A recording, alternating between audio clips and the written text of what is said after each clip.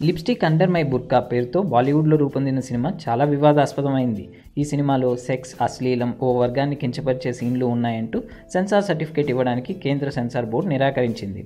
ఈ సినిమా విషయంలో కొంతకాలంగా దర్శక నిర్మాతలకు, సెన్సార్ బోర్డు సభ్యులకు వార్ జరుగుతూనే ఉంది. ఎట్టకేలకు ఈ సినిమాకు క్లియరెన్స్ లభించింది. తాజాగా ట్రైలర్ కూడా రిలీజ్ చేశారు. ఫెమినిజం కాన్సెప్ట్తో తెరకెక్కిన ఈ చిత్రం స్వేచ్ఛ కావాలని కోరుకునే నలుగురు మహిళల చుట్టూ ఈ సినిమా తిరుగుతుంది. మహిళలు ఈ సమాజానికి, ఇక్కడి కట్టుబాట్లకు లోబడి తమ కోరికలను అణుచుకొని ఎలా మదన పడుతున్నారు, మగవారిలాగే వారి కూడా ఎన్నో ఆశలు, ఆకాంక్షలు ఉంటాయని చెప్పే ప్రయత్నం చేశారు. ట్రైలర్ చూడడానికి చాలా దారుణంగానే ఉంటుంది. కథలో భాగమే కాబట్టి అశ్లీలం, సెక్స్ లాంటివి సినిమాలో చూపించారు. సినిమా కథ తిరిగేది అలాంటి అంశాల చుట్టూ. అందుకే రియాలిటీకి దగ్గరగా ఈ సినిమాను తెరకెక్కించారు.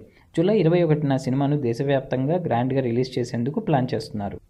ఈ టీజర్ని మీరు చూడాలంటే డిస్క్రిప్షన్లో ఉన్న లింక్ని క్లిక్ చేయండి.